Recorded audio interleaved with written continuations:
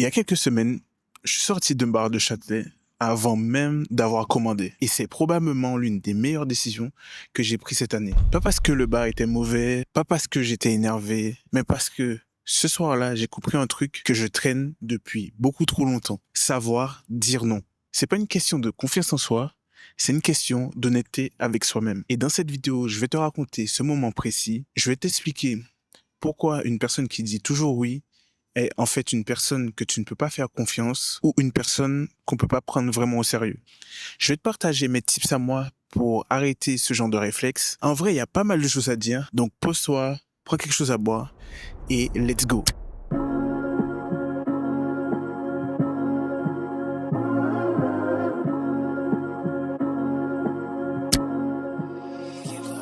Avant de te raconter l'anecdote du bar, faut que je te dise un truc. Je suis quelqu'un qui réfléchit beaucoup. Et ce que j'ai vécu avec mon pote ce soir-là, ça m'a ramené sur une réflexion. Combien de fois j'avais dit oui alors que je pensais non? Pas par peur, pas pour plaire, juste par réflexe et habitude. Et à chaque fois, j'ai le même sentiment, le même goût amer. Je me dis, pourquoi j'ai dit oui en fait? Parce que tu trouves vraiment des moments de confort contre quelque chose qui me correspond pas. Et le truc, c'est que la plupart des gens pensent que ce réflexe vient de manque de confiance en soi, d'une timidité ou de la peur du conflit. En vrai, ça peut être ça, mais moi, je vois les choses différemment avec le temps. Pour moi, savoir dire non, c'est juste être honnête avec soi-même. Donc, ça a été important pour moi de travailler sur ça. Le gars nous regarde et nous parle d'une façon agacée. À cette place-là, c'est que pour les gens qui mangent. Je te fais un petit retour en arrière. Je suis à Châtelet, comme je t'ai dit, avec un pote qui connaît pas la ville, qui n'habite pas sur Paris. Et moi, j'ai envie de lui faire découvrir tout ça, l'ambiance et tout. Du coup, on rentre dans ce bar. Déjà, dès l'entrée, il nous accueille mal.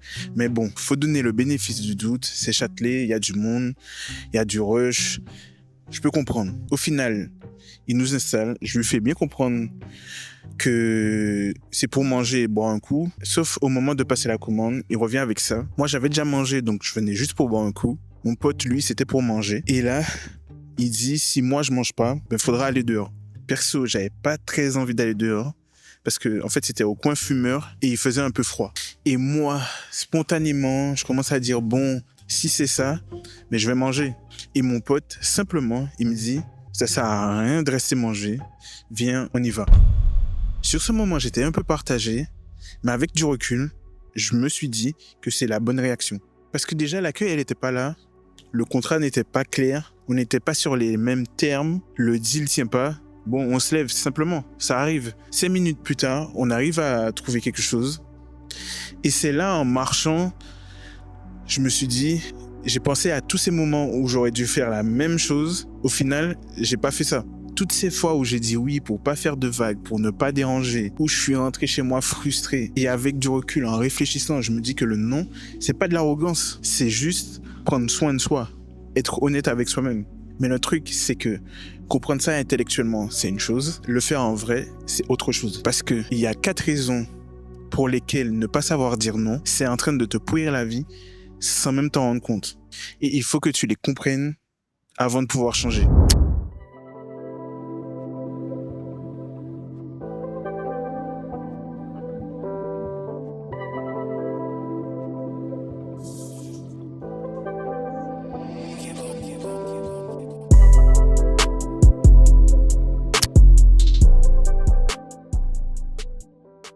Si tu ne sais pas dire non, ton oui ne vaut plus rien. Personne ne sait jamais si ton accord est sincère ou c'est juste un réflexe. Tes paroles perdent leur poids.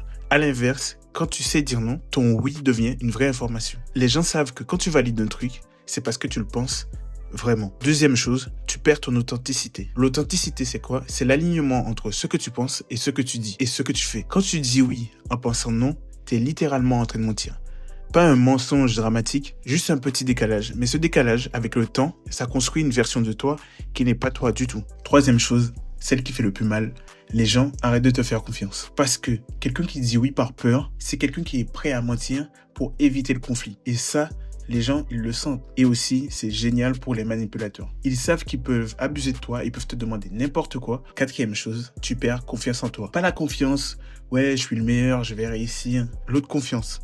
celle qui se construit à chaque fois que tu te défends assez pour défendre tes propres limites. À chaque fois que tu dis oui en pensant non, tu envoies un signal à ton cerveau, mes besoins passent après ceux des autres. Mes priorités sont pas importantes. Et au bout d'un moment, par habitude, tu commences à le croire toi-même. Et le résultat, c'est ça, incapable de te concentrer sur ce qui compte pour toi-même. Donc maintenant que tu as vu pourquoi c'est si important, comment on fait concrètement? Parce que dire, il faut savoir dire non, tout le monde peut le dire. Le vrai sujet, c'est comment. Comment on fait concrètement?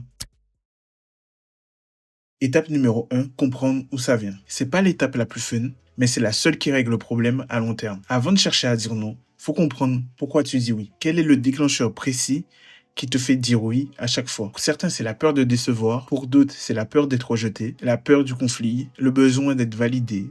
Peu importe, tant que t'as pas mis le doigt sur ta raison à toi, tu vas essayer de corriger un symptôme sans toucher au fond. Et le réflexe, il va revenir. Numéro 2, clarifie qui tu es. Une fois que tu as compris d'où ça vient, faut que tu saches ce que tu défends, tes valeurs, tes priorités, ce qui compte vraiment pour toi. Parce que dire non, c'est facile une fois que tu sais à quoi tu dis oui à la place. Si tu n'as pas de vision claire sur ce que tu veux, tu vas continuer à dire oui parce que tu n'auras simplement rien de plus important à défendre. Étape 3, observe-toi en temps réel. Le problème avec le oui automatique, c'est que c'est devenu un réflexe. Tu le fais sans même t'en rendre compte. Donc l'étape suivante, c'est de t'observer et de repérer quand ça se produit. Au début, c'est pas grave, tu vas le faire après coup. En rentrant chez toi en mode merde, j'ai dit oui alors que non. C'est normal, le but, c'est juste de commencer à prendre conscience. Un jour, en continuant comme ça, tu vas le voir. Le jour même, et c'est comme ça que tu vas pouvoir résoudre ce problème. Et l'étape 4, c'est dire non avec bienveillance malgré tout. Dire non, c'est pas dire non d'une façon froide, brute, conflictuelle. Tu peux refuser quelque chose en restant poli, amical. Exemple, merci d'avoir pensé à moi, mais ça sera une prochaine fois. Je préfère pas, mais peut-être qu'une autre fois, je serai pas dispo cette fois-ci, désolé. T'as pas besoin de te justifier en long, en large. Un nom clair et calme, des fois, ça suffit. Ce qui va se passer quand tu vas changer. D'abord, je pense que ton entourage va être surpris un peu.